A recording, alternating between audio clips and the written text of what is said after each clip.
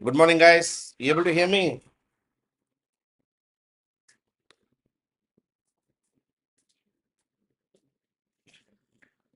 आवाज पूरा क्लियर है.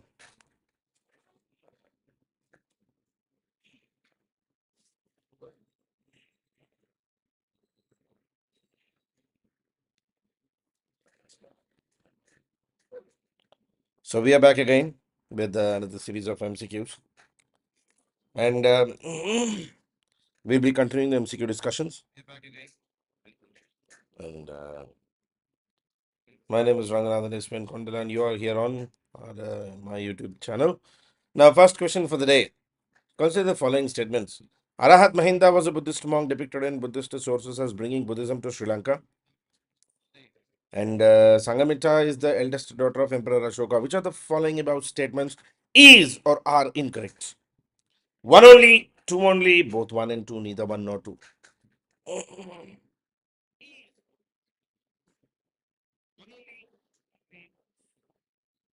Well, it's a class will be there today, Varsha. Today evening I will have a class. Yesterday I had some issues with the internet, so I couldn't continue yesterday. आज होगा class. Arhat Mahinda was a Buddhist monk depicted in Buddhist sources as bringing Buddhism to Sri Lanka. Sangamita was the eldest daughter of Emperor Ashoka. Which of the following statements is or are incorrect?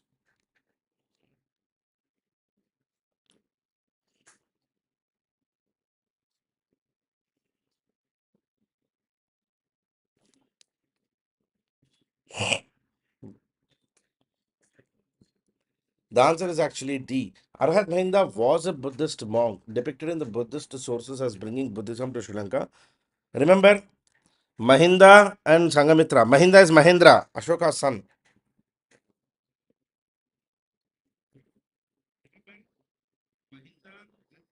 Ashoka का बेटा महेंद्रा और संगमित्रा बड़ी बेटी थी. Yes, neither of the statements are incorrect. That is, both the statements are correct. Sangamitra is the eldest daughter of Emperor Ashoka. If you remember, Third Buddhist Council, 250 BC, under the chairmanship of Moggalipura Tissa, Ashoka conducted a Third Buddhist Council, and in this Third Buddhist Council, Mahinda and Sangamitra eventually traveled to Sri Lanka, spreading the word of Buddha to Sri Lanka.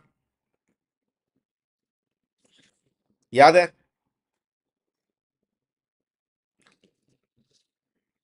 Yes. Okay. Next. Kangri, a traditional heater comprising earthenware in a wicker basket, has been mainly used in Kerala, Nagaland, Jammu and Kashmir, New Delhi. Kangri Kangri कभी सुना है कांगरी के बारे में?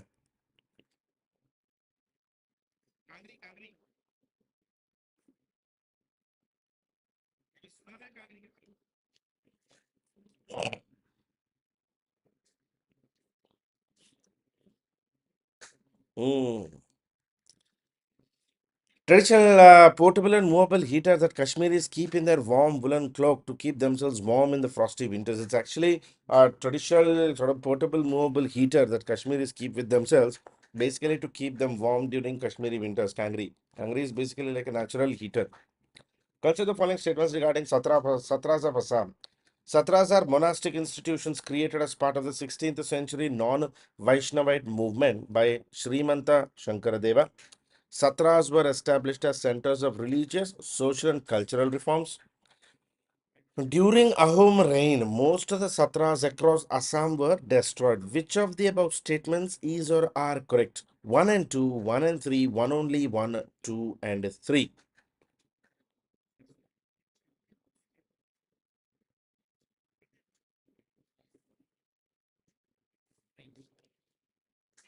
Satras.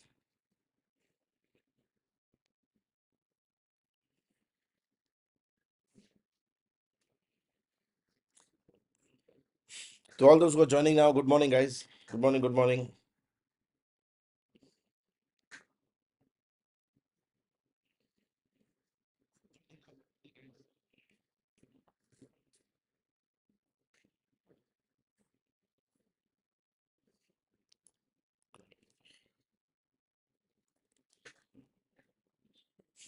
Let us see the answer. The answer for this is A. Yes, Satras are monastic institutions. If you remember, when I actually talk about the Sattariya dance, I keep telling you about the Satras are monastic institutions created as part of the 16th century Neo Vaishnavism reformist movement, started by the Vaishnavite scholar and saint reformer Srimanta Shankaradeva. And as a saint who traveled from Assam across Assam, spreading his teachings and propagating an egalitarian society, these satras or thans were established actually as centers of religious and cultural reform. You remember, they used to be attached directly to the temples or the mathas. Today, satras are actually spread across the state, promulgating Shankaradeva's unique worship through art. That is why these people follow the Sattariya dance form and theater called Bhauna, and the Sattariya style of music known as Borgeet. Good morning, Sandeep. So, music called Borgeet, dance called Sattariya, theater called Bhauna. Okay? Yes. Now, next. Saptamatrikas are a group of seven female deities worshipped in Hinduism as personifying the energy of their respective consorts. They are Vaishnavi, Brahmani, Lakshmi, Varahi, Saraswati. Who are the Saptamatrikas? EPFO का accounting and principles का I wasn't able to get anybody I mean, who will give me the right advice about the accounting and principles. But for the rest, history वगैरह के लिए same questions ही आते हैं, UPSC type ही आते हैं. Nothing changes there.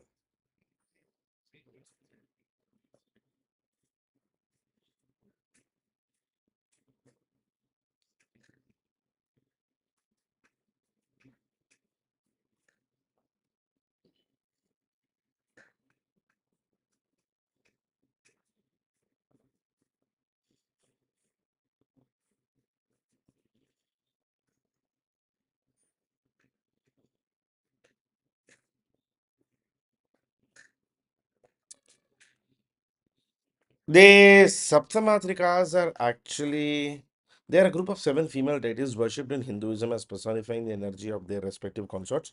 They are Brahmani, the wife of Brahma; Maheshwari, the wife of Shiva; Kaumari, wife of Kumara; Vaishnavi, the wife of Vishnu; Varahi, wife of Varaha or the boar, basically Avatara; Indrani, the wife of Indra; and Chamundi or Yami, wife of Yama.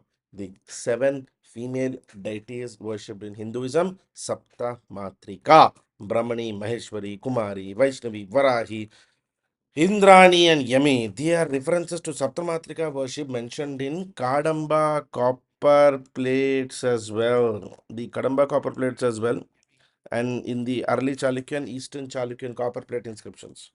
Okay. ये सब संदीप ये सब PYQs नहीं है. These are MCQs. Lai Hauraba, a ritualistic festival, is celebrated mainly by Hajong communities of Meghalaya, Lusi community of Mizoram, Agami Naga tribes of Nagaland, and Mighty communities of Manipuri. See, yeah, my point of view, guys, after prelims 2023, one thing I can be very clear for you is just only focus on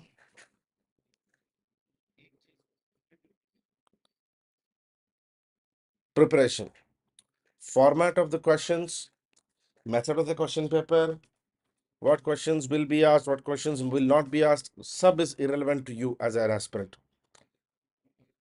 paper guess करने की कोशिश करोगे तो मुंह की खाओगे मुंह की. It's a simple logic. Stop thinking about what kind of paper will be. Paper easy भी हो सकता है, डिफिकल्ट भी हो सकता है, पेपर गंदा भी हो सकता है, पेपर यूपीएससी भी हो सकता है, सब कुछ हो सकता है. Simple logic.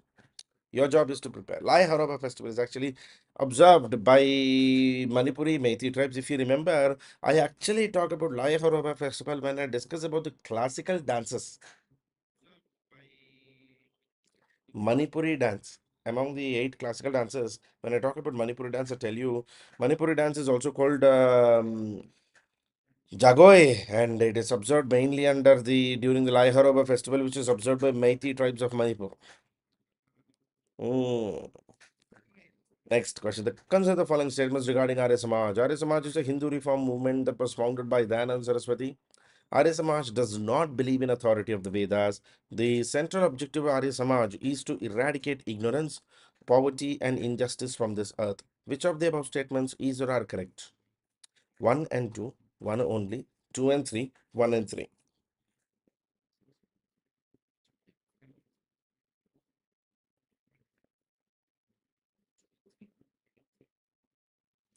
You mean Sandeep, prelims ka test series?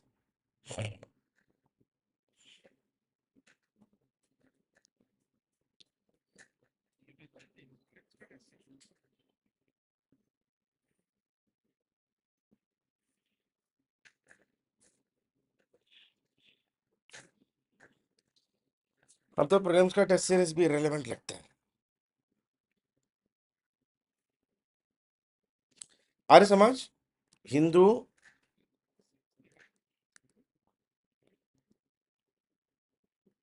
reform movement founded by Swami Dayanand Saraswati. It does absolutely believe on the authority of the Vedas. Hindu reform movement that was founded by Swami Dayanand Saraswati. And according to the website of Arya Samaj, I mean Houston, the central objectives of Arya Samaj is actually to eradicate ignorance, agyan, poverty, abhav, and injustice called anyay. So to end agyan, abhav, and anyay, Arya Samaj's intentions are. The website is also contrary to the misconception that Arya Samaj is not a religion nor a new sect in Hinduism. See, Arya Samaj is not actually a new religion. So the intention of Arya Samaj is not to start something new or become a new sect, but it's rather basically a reformist movement trying to fix the problems which have come into the Hindu practices. Nothing else.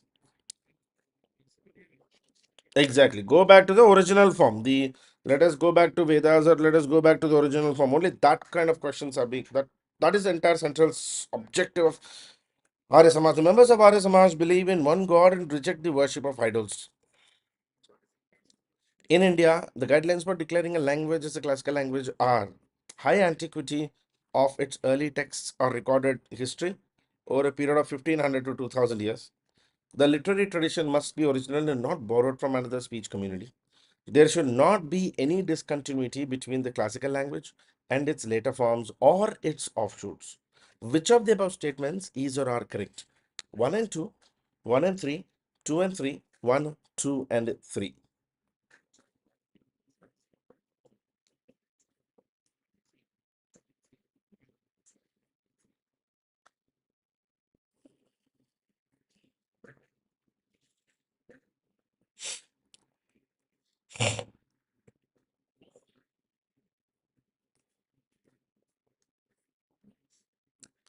High antiquity of early texture, history over a period of 1500 to 2000 years, literary tradition was original, not borrowed from another speech.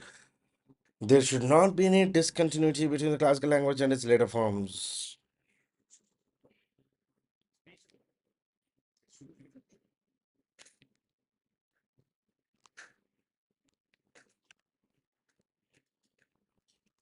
Yes, answer will be.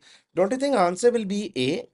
Because there could be a discontinuity between the classical form and the later forms of the language.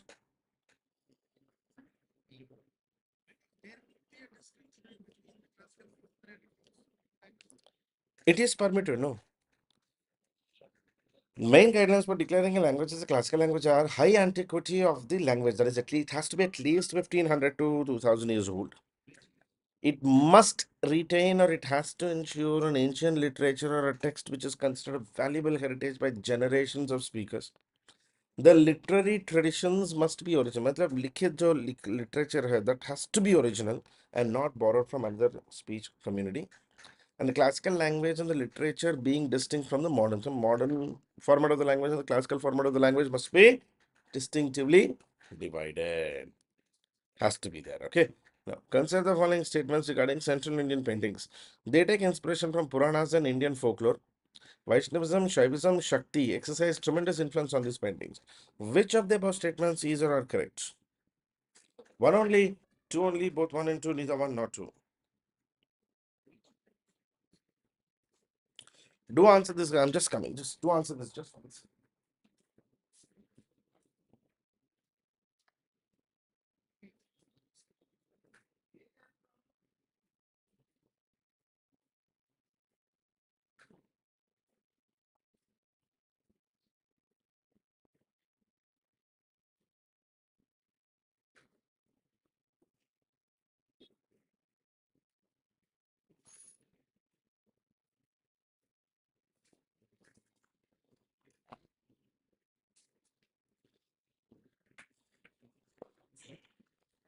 Our answer is C. Unlike Mughal paintings, which are primarily secular, if you understand that this I tell many times. The paintings of Central India, Rajasthan, and Pahadi school are deeply rooted in Indian religion, Indian traditions. They do take inspiration from Indian epics, religious texts like Puranas, love poems in Sanskrit and other Indian languages, even Indian folklore and work on musical themes. The cults of Vaishnavism, Shaivism, and Shaktism are exercised tremendous influence. I mean, these are put tremendous focus on pictorial art of these places. I mean, they have very strong influence in these places. Next, consider the following statements. According to this philosophy, Vedas are eternal and possess all knowledge. Religion means the fulfillment of duties prescribed by the Vedas.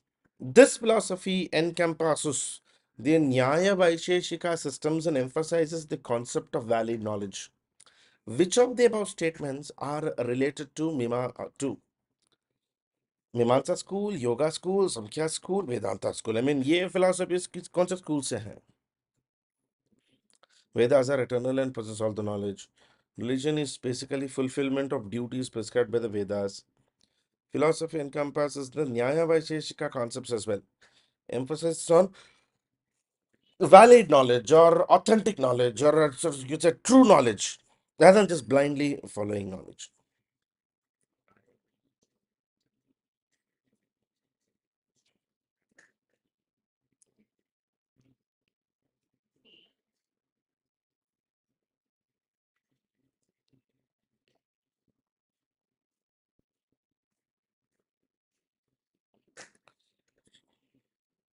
Guys, you have not read the question.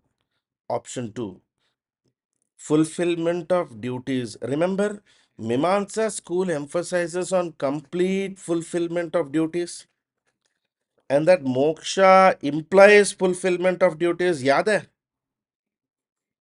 Moksha का मतलब ही है doing what you're supposed to do. Mimamsa philosophy basically emphasizes on the analysis of interpretation and application and use of texts of Samhita and Brahmana Porshana. According to Mimamsa, Vedas are eternal. They possess all knowledge. They are source of every knowledge. And religion in Mimamsa basically means fulfillment of duties prescribed by the Vedas. In fact, Mimamsa philosophy encompasses the Nyaya Vaisheshika systems, clearly emphasizes the concept of valid knowledge, or you can say authentic knowledge. Next, consider the following statements regarding Kathakali dance. It generally represents the eternal conflict between good and evil. It is mainly performed by both men and women. Which of the following statements is or are incorrect? So, when you try to answer questions, when you try to read prelims questions, it is very important for you to read the question first.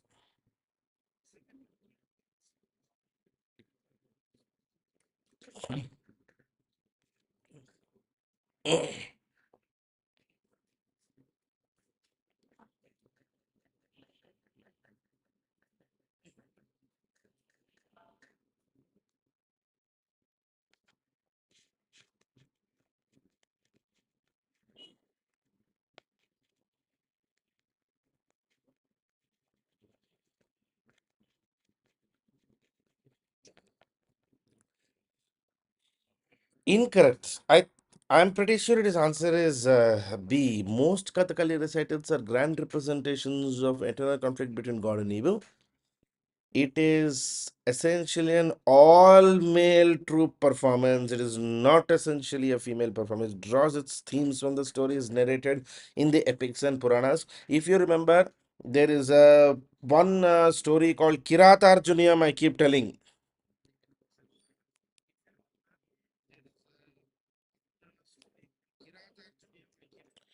Kiratarjuniyam, the argument between Shiva and Arjuna, which is basically the main source of this entire story. Okay, next. Consider the following statements regarding Torana. Torana is a freestanding ornamental or arched gateway. Toranas are associated with Buddhist stupas like the Great Stupa in Sanchi, as well as with Jain and Hindu structures. Jagannatha Temple in Puri is an example of Kalinga architecture having Torana. Which of the above statements is or are correct? 1 and 2, 2 and 3, 1 and 3, 1, 2, 3.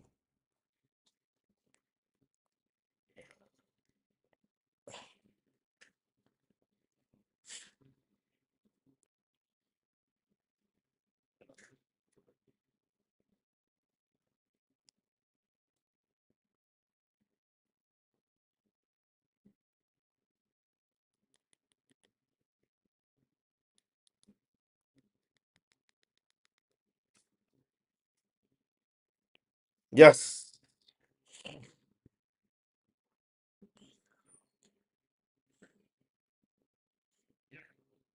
Torana, Torana. Toranas, yes, D. Toranas are freestanding ornamental arched gateways, mainly observed in ceremonial purposes in Hinduism, Buddhism, and Jainism or Jain architectures. Indian subcontinent is also observed in Southeast Asia and East Asia. Torana is sacred or honorific gateways in Buddhist and Hindu architecture. Its typical form is a projecting crosspiece resting on two uprights or posts. So basically, two uprights or posts, it rests on it. Toranas are made of wood or a stone, and the crosspiece is generally of three bars placed one top of the above. Like Buddhist Toranas are like this, no?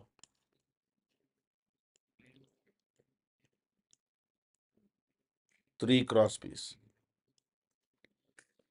Both the crosspiece and posts are usually sculpted. They're fully sculpted in Toranas. Okay. And Toranas are associated with Buddhist stupas like Great Stupa in Sanchi, as well as with Jain and Hindu structures, and also with several secular structures. In Kalinga architecture, we can see the Torana in many temples built from 7th to 12th centuries. Jagannatha Temple Puri, Raja Rani Temple, Mukteshwar Temple are some of the very few examples of Kalinga architecture having Toranas. Okay, now question. In Tamil, Tirukkural written by Tiruvalluvar mainly deals with politics and administration, genealogy of major Tamil kingdoms, ethics and way of life, astronomy and astrology. Tirukkural written by Tiruvalluvar in Sangam literature में very important book.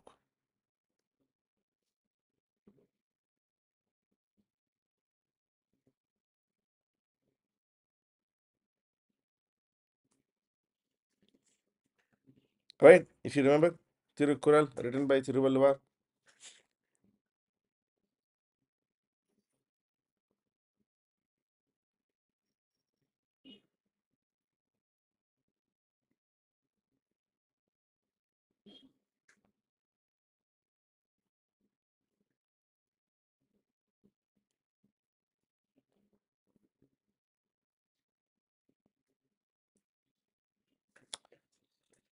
Yes, Government of India celebrated the Tiruvalluvar birth anniversary. Now, Tamil Nadu is very important. Answer is C. It is actually a recital of ethics and way of life. Tiruvalluvar is renowned Tamil poet and philosopher saint, believed to have lived between 3rd century BC to 1st century BC. He is actually the author of the book Tirukkural, a work on ethics. It Tirukural is also one of the most revered ancient literary works in Tamil language. It's a classic Tamil Sangam literature book consisting of thousands of couplets or kurals. Kurals are basically like two-line poems. The book Tiruvallvar's Tirukural is also associated as the fifth Veda or the Bible of the Tamil land. It is considered the Bible of the Tamil land. Next question. The word Yavanas mentioned in detail in Sangam literature refers to foreigner conquest that led to local cultural assimilation, elaborate religious arrangements made by the kings, horse chariots that were used for Ashwamedha sacrifices, and some Greek kingdoms. Yavana.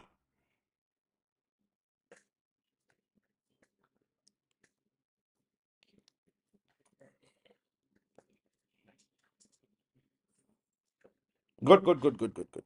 Very good, very good, very good, very good, very good. Good guys. Answering.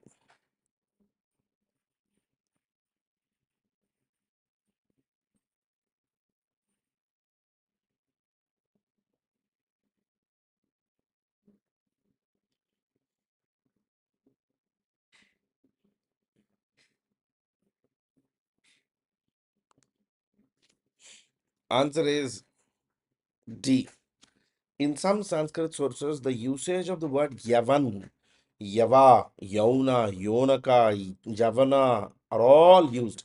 In fact, pepper, black pepper, Kali Mirch. Kali Mirch is actually called Yavana Priya, means the one loved by these Greeks. Greek kingdoms which neighbored India or Greek kingdoms which are around India and sometimes occupied Punjab region over a period of 4th century BC to 1st century AD were generally mentioned as Yavanas. Yavanas are mentioned in detail in Sangam literature such as Pattinapalai, describing their brisk trade, essentially important trade with early Cholas of the Sangam period. Yes, exactly. That's easier way to remember. Now, consider the following statements regarding North Indian temple style. In North India, it is common for the entire temple to be built on a stone platform with steps leading into it. It does usually have elaborate boundary walls or gateways. The Garbhagriha is always located directly under the tallest tower. Which of the above statements is or are correct? One only, two and three, one and three, one and two.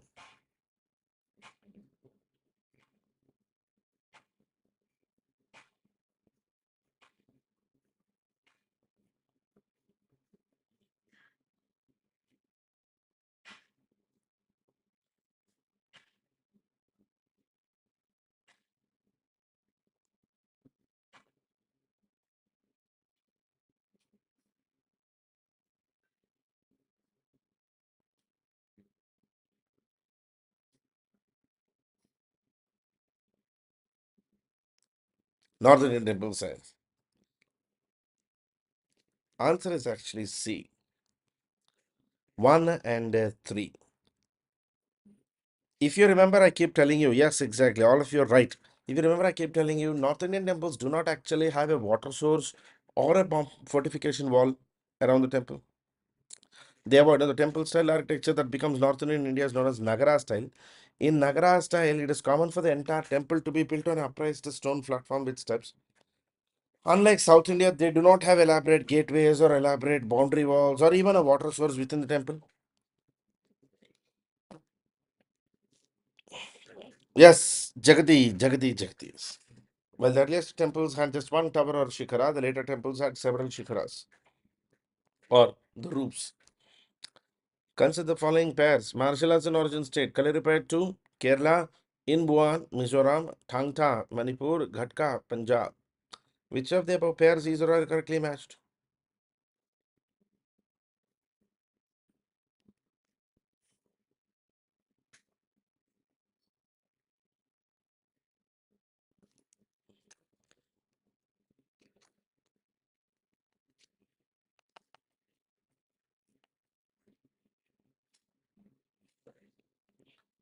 Which of these are correctly matched?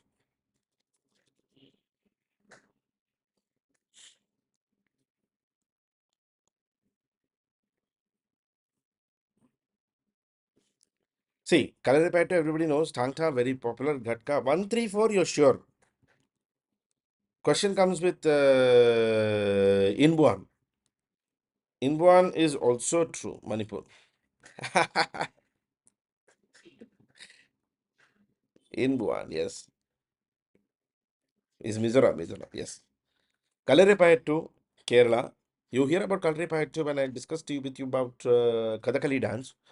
Thangta, Manipur, multiple times, even in UPSC has asked this many times.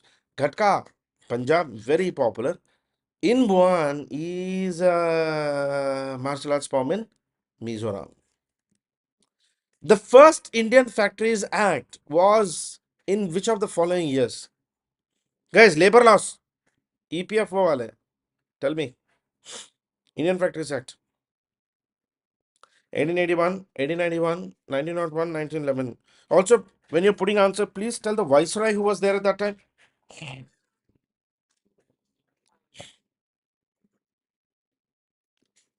Yes.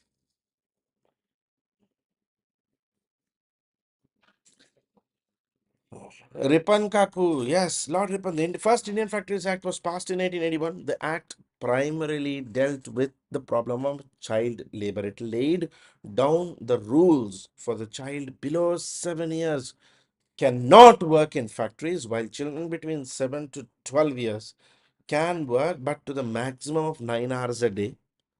And also, it insisted, the first Factories Act 1881 insisted that children will get a 4-day holiday in a month, which eventually became the um, um, Sundays. 1881, Saikiran, 1881. Then the act also provided for proper fencing of dangerous machinery. So dangerous machinery to be fenced off appropriately and adequately, also done by first Factories Act, Lord Ripon. Consider the following regarding the second Factories Act. It provided for a weekly holiday for all workers. Working hours of women were fixed at 11 per day, while daily hours of work for children were reduced to 7. Which of the above statements is or are correct? Oh, yes, Sandeep. See, at that time, child labor was common, na, Sandeep? Chalta tha. Or child labor to hota tha. I mean, children used to work, and education was never really that important in those days.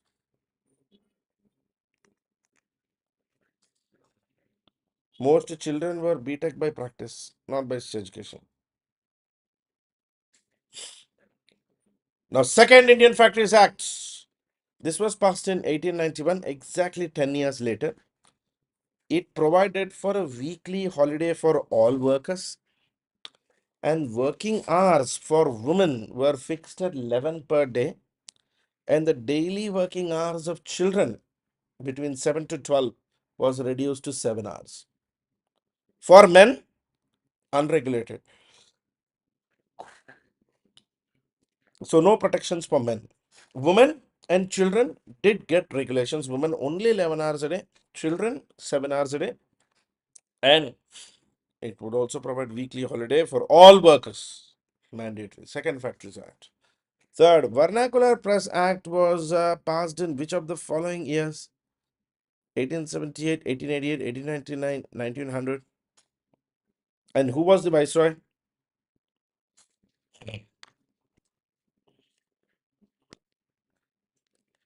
Men used to work anywhere. I mean, there was no usual law, Sandeep. Men used to work anywhere between 13 to 16 hours a day. This is Industrial Revolution period.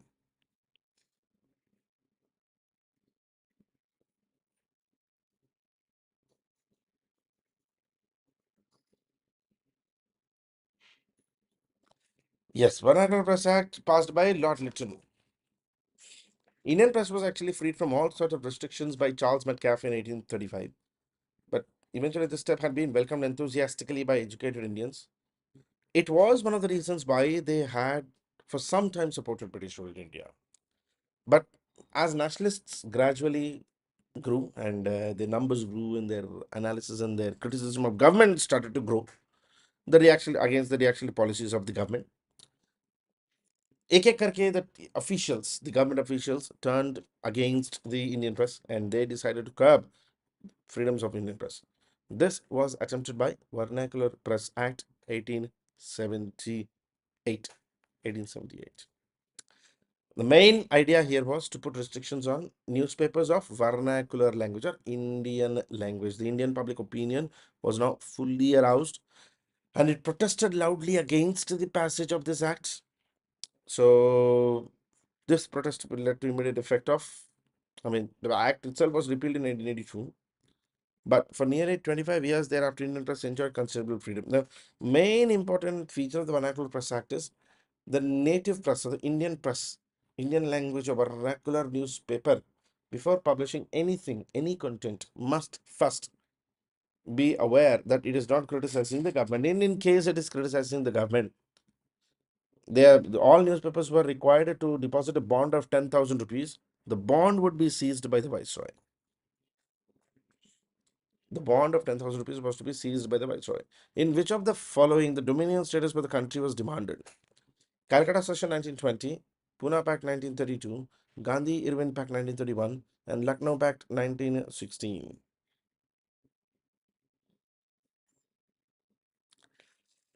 Yeah, this is one of those type of questions where it looks like you know the answer, but you don't know. ये वो type का problem लगता है कि हमको पता है पर नहीं पता. Just answer this understanding. That's all.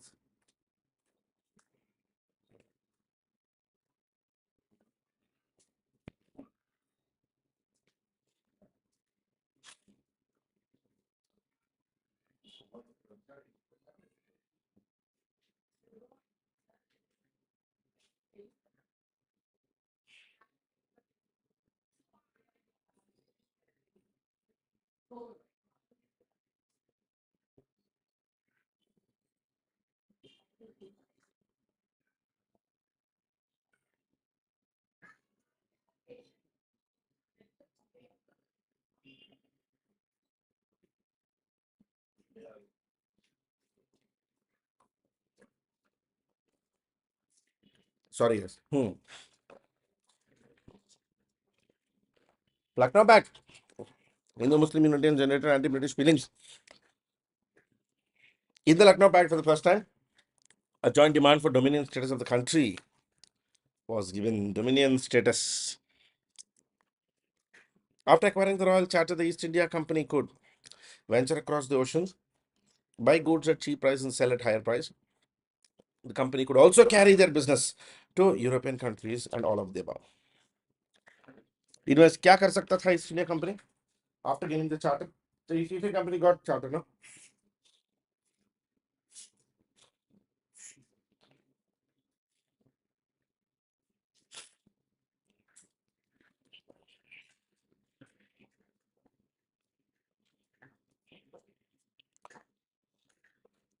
Oh.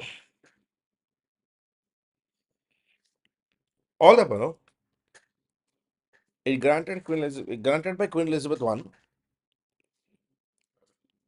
to the company to venture across the seas, to buy goods cheaper and in the east and sell them to European countries in the west, and also remain active. In fact, there was also provision where the company, if need be, could be engaged in disputes and wars on behalf of the crown.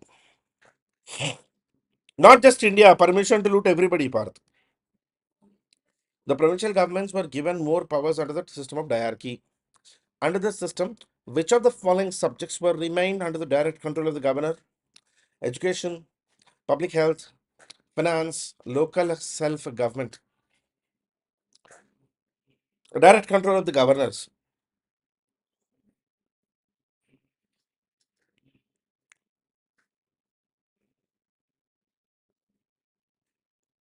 which is, you guys remember, transport system, reserved system, transport list, reserved list. Basically, they're asking the subject of the reserved list.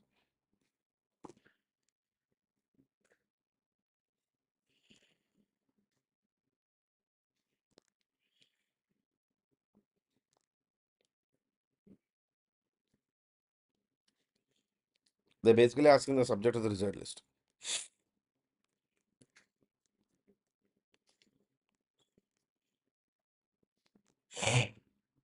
Finance, no? Finance, finance, finance,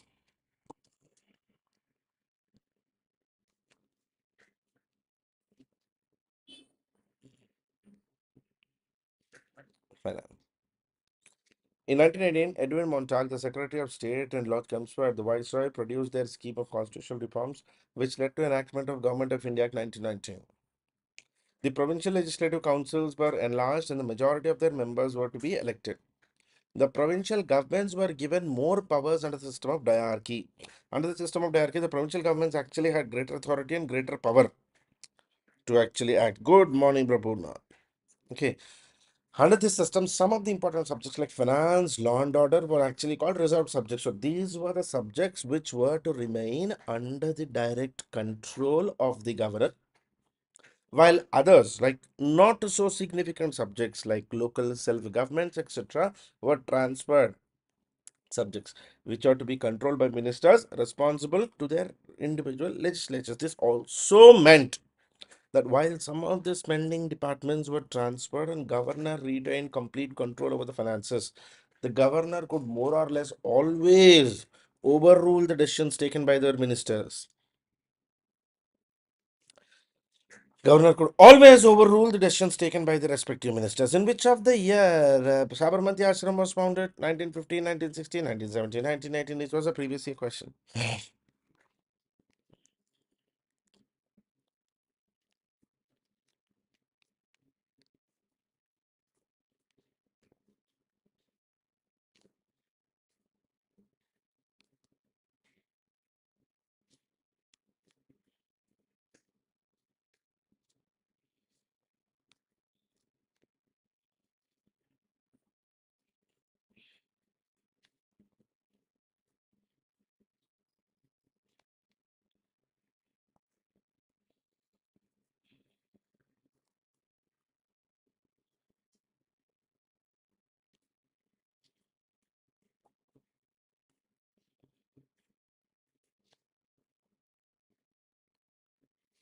Sabarmati Ashram was established in 1916.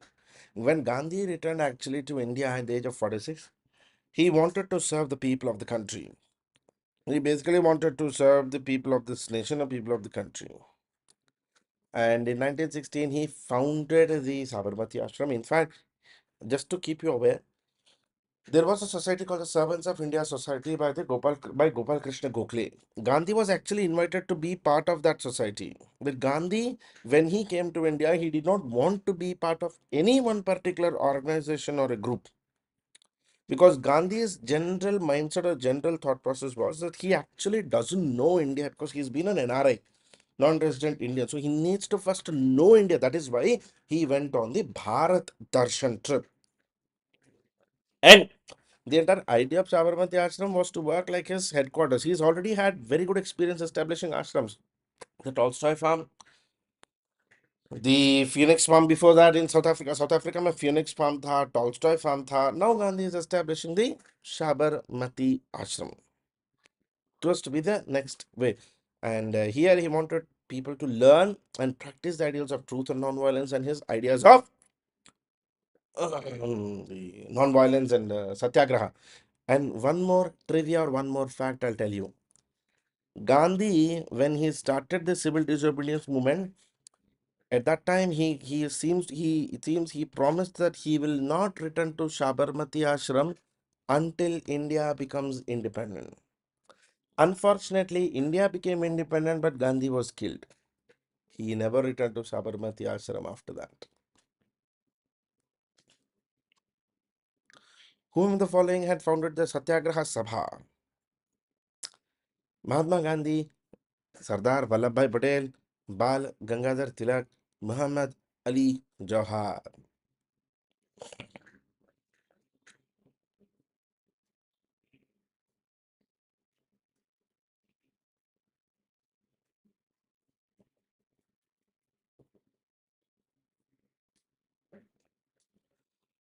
Gandhi never returned to Sabarmati Ashram after that.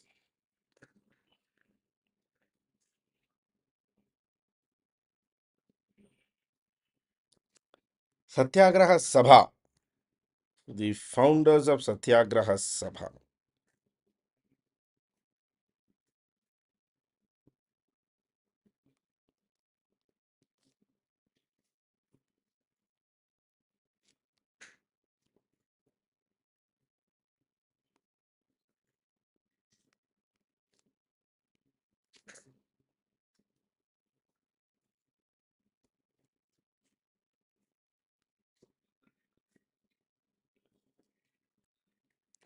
Answer is A. Mahatma Gandhi, along with his other nationalists. It was actually Mohandas Karamchand Gandhi who founded the Satyagraha Sabha. Gandhi was primarily uh, aiming to find something like this as he was sort of reacting to the Rowlatt Act or the Rowlatt provisions. He founded a Satyagraha Sabha where members took a pledge to disobey Rowlatt Acts and mainly to quote arrest and to become arrested and imprisoned. And for Gandhi, this was a new method of struggle. The nationalist movement, whether under the moderates or extremist leadership, had completely confined itself to the struggle of agitation. See, until the founding of Satyagraha Sabha, the national movement was sort of spread across everywhere. After Satyagraha Sabha, it found a path. Big meetings, demonstrations, refusal to cooperate with government, boycott of foreign cloth in schools, individual acts of terrorism were the only forms of political work known to the nationalists. Satyagraha immediately raised the movement to an entirely new level. Nationalists could now act in place by giving only verbal expression to their dissatisfaction and anger. The National Congress was now to become an organization for political action in the Satyagraha. Okay, next question. Which of the following proposed separate electorate for Muslims for the first time? Indian Councils Act 1892, Indian Councils Act 1909, Government of India Act 1919, and Government of India Act 1935.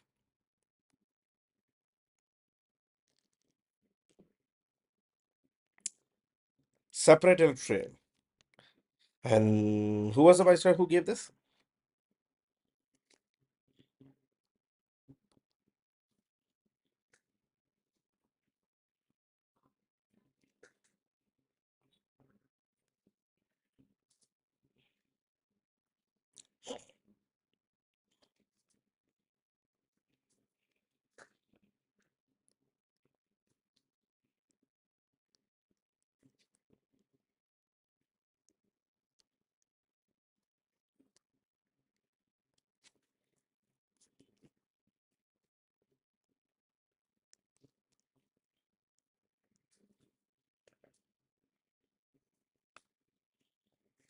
Indian Councils Act, separate electorate for the first time. Indian Councils Act 1909. Indian Councils Act 1909. Answer is B. It was actually commonly known as Minto Morley reforms. It provided for separate electorate for the Muslims for the first time. With this, Lord Minto has also been known as the father of communal electorate. The provision for separate electorate for Muslims is strongly believed to be one of the main causes for the partition of India in 1947. Now, Jallianwala Bagh massacre happened on the 13th of April 1919 at Amritsar. The crowd gathered to protest against the arrest of which of the following leaders? Dr. Satyapal, Dr. Saifuddin Kishlu, both A and B, none of the above.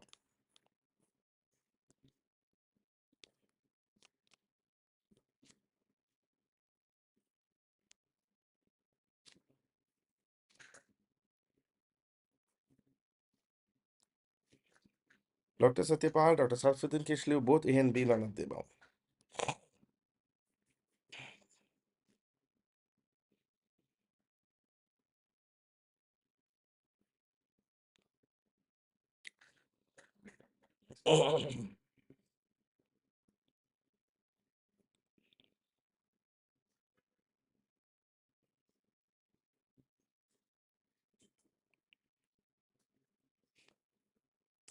Answer is C, no, both A and B. The government was actually determined to suppress the March agitation, and at any opportunity given, they wanted to capture both Satyapal and Saifuddin Kishlu. The government repeatedly lathi charged and fired upon unarmed demonstrators at Bombay, Ahmedabad, Calcutta, Delhi and other cities. Gandhiji eventually ended up giving a call for the mighty Hartal on 6th of April 1919. And just because this Hartal was to be done with the help of Congress, the most important and active Congress leaders of Punjab, particularly in Amritsar, Dr. Satyapal and Saifuddin Kichlu, were eventually arrested. The government decided to meet the popular unrest with repression, particularly in Punjab, at a time when Punjab was itself going through its worst political history. In fact, the reality is, Rowlatt was only the climax, guys. Most of you don't know this. I keep telling this in modern India classes, of my core modern India classes. Punjab में रिश्ते पहले से ही खराब थे. Punjab Land Alienation Act, the Land Colonization Act, Gadar movement, all these were already going on.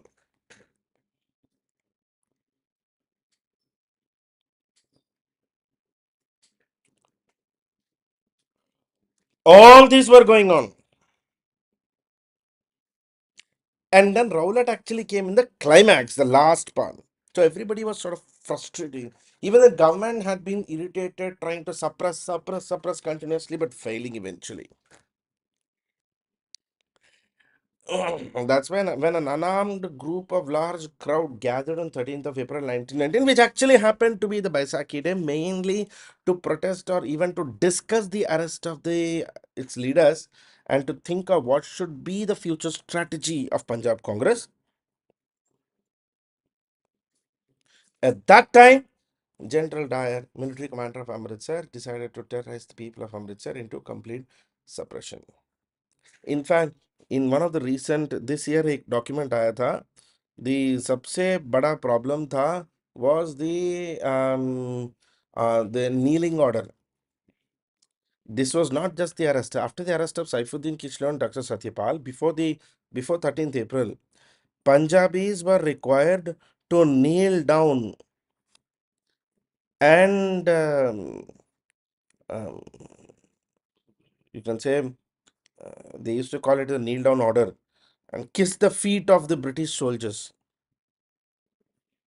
मुंह से British soldiers की जूतों पे किस करना जरूरी था.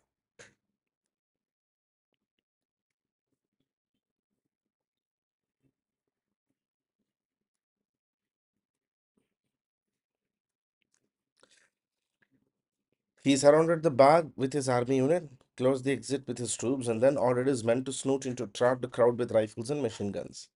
Eventually fired 8 Gurkha rifles. Yes, it's the kneel down order. Yes, one of the worst in Punjab. See, Sandeep, I'll give you the argument for this. I'll give you the story of two Indias. There is one which was the previous pre-India India. I mean pre-1990s India, where there was no individual responsibility. I mean, if you do if a government department में अगर कोई mistake होता है, suppose railway ministry में mistake होता है, so it was the mistake of the department. So there was no individual responsibility. It was essentially only a collective responsibility. So that is because it was a collective responsibility, the collective responsible in charge is the minister. So easily railway ministers used to resign. That used to be the general tradition.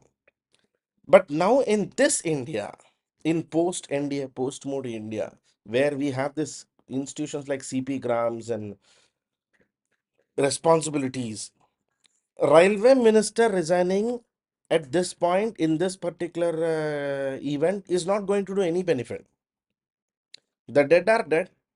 The systems are bad. In fact, it will lead to giving an opportunity to those who actually did not do their job properly to escape. क्योंकि पुराना minister गया, नया minister आएगा, इतने में confusion. In this confusion, the guys who did mistakes will either get transferred or get suspended or escape. Instead, it is right now that it is absolutely right approach that the current railway minister stays in power, comes down with absolute brutality towards whoever has done this signaling mishap. Now, if he has done it through laziness, fire him, arrest him on criminal charges. If he has done it on purpose, then fire him and arrest on criminal charges. We should not give the opportunity for people to escape. See, the railway minister resigning system was the colonial behavior where somebody has to be the scapegoat and is generally the railway minister because he doesn't have much to lose. From railway, he's going to irrigation. एक ministry गया तो दूसरा ministry आएगा type of behavior used to be there.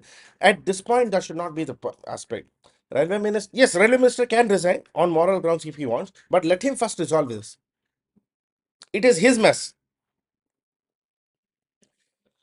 Arrest the culprit, jail them, punish them, then he can go.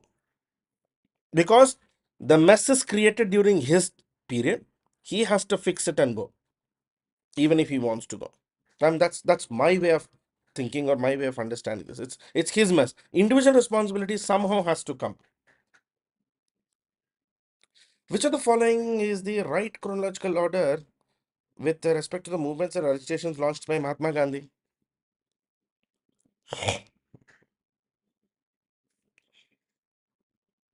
Nay, Sandeep, I think yeah, this was not criminal. It was not intentional. It was basically laziness. I'm under the impression that whoever has done this has done it out of laziness. आलसी आदमी था, time pass कर रहा था, वो liver electronic liver बदला नहीं बदला बस basically it's just institutional weakness. So he was just lazy. His reporting manager was lazy. Probably went on a holiday. That's it. We need to get hold of that. It was intentional neither. You must always understand it was not a terror activity or a criminal activity because when terror or criminal activity tried to do, they tried to create fear, not sympathy. In this railway mishap, sympathy was greater than terror part. You understand? यहाँ पे sympathy ज़्यादा मिला सरकार को. Sim if anybody wants to do it with criminal intentions, giving sympathy to the government would be his last intention. Hmm. Exactly. Somebody was lazy in his job. Simple logic. Somebody was somewhere lazy in his job.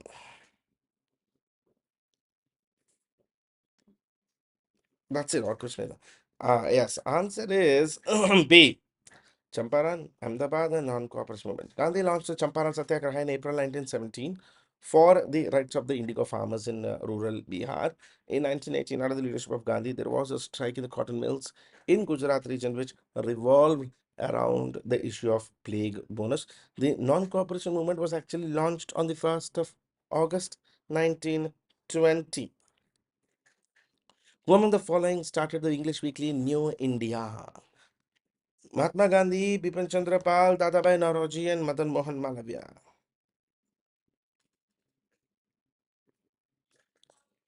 Sandeep, I know I may sound terrible, but collateral damage is the cost of laziness in railways is actually an essential service, life-saving service. So it is Sandeep, it's the same logic where how an ATC airline traffic controller has an error percentage of 0.00000. Same logic is with railways now. किस्मत ही खराब थी बस. सरकार की, signal man की, driver की, and the worst part, the drivers survived.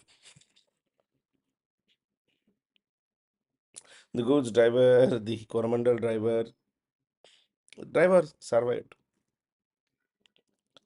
Just imagine the amount of guilt the drivers will always have in their life forever now, and the trauma they'll go through.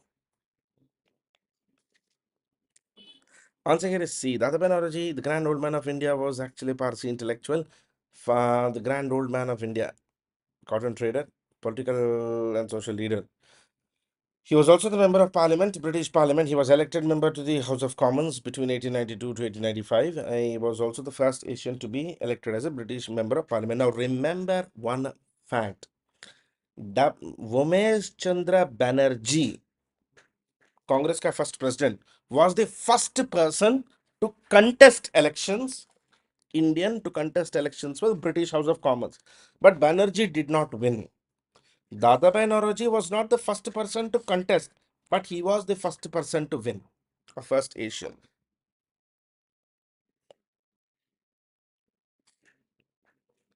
Nauraji is also credited with the founding of Indian National Congress along with Evo Human Dinsha Adulji Vacha. His book Poverty and Unbritish Rule of India brought attention to draining of India's wealth into Britain. He was also the member of Second International along with Katuski and Plekhanov. Katuski and Plekhanov were like the socialist leaders. He was also the member of the Second Socialist International.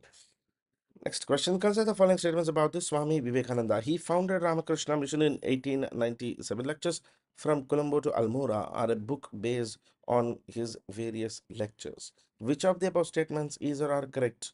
One only, two only, both one and two, neither one nor two.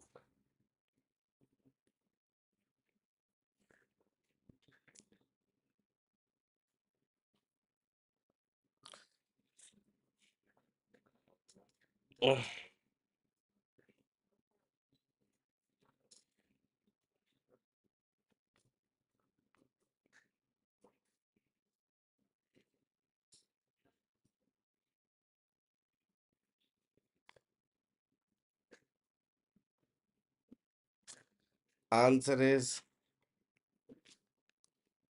C. Vivekananda was born Narendranath Datta. He was an Indian monk and chief disciple of the 19th century Indian mystic Ramakrishna. He founded the Ramakrishna Mission, which conducts extensive work in healthcare, disaster relief, rural management, tribal welfare, elementary and higher education and culture.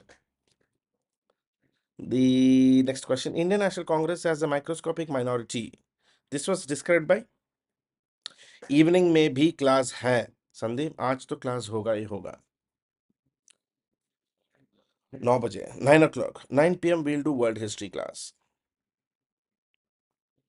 and we'll also be doing some answer writing sessions. So every day I'll give you one mains question modern India का अभी दे दूंगा in on my telegram on my telegram channel. I'll give you one mains question. You answer that. In the evening we'll first discuss this mains answer and then we will go for world history questions or world history class. Okay, that way we'll be covering CSC mains in the evenings and prelims 2024 in the morning.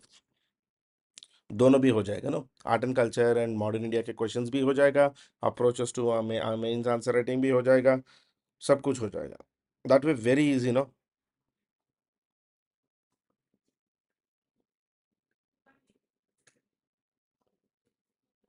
right now Indian National Congress as a microscopic minority was actually described by Lord Dufferin, Duffer Babu. Lord Dufferin was the viceroy of British India between 1884 to 1888. He initially did not take the Indian National Congress very seriously. He was actually it was during his time that the Indian National Congress was even established. And there was a blast, and all of a sudden, a pamphlet titled "The Rising Tide" was spread, and the pamphlet "An Old Man's Home."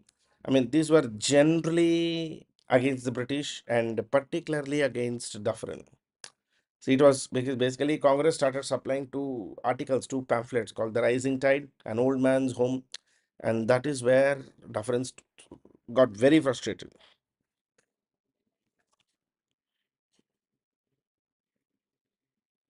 Yes, yes, answers, guys, Sandeep, answers डालने के लिए मैं एक drive share करता हूँ so that you guys can put your answers, handwritten answers there, we can evaluate that. That way it will be better, no? And I can discuss you the answer key also. Okay, he Dufferin only called Congress as microscopic minority. Now, guys, that's it in the session for today. At this point of time, two things as an aim for today. There are two main targets. Number one, on this Telegram channel plus students, I'll now be putting a mains question where which will be mains question from mains syllabus of Indian history, art and culture, and modern India. Answer these mains answers.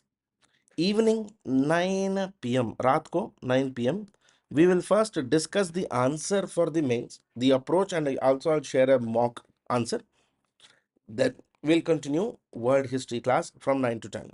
Okay, that's it in the session for today. Let us meet at 9 p.m. today. and MCQ session tomorrow morning 8 a.m. Thank you guys. You have a nice day. Bye bye.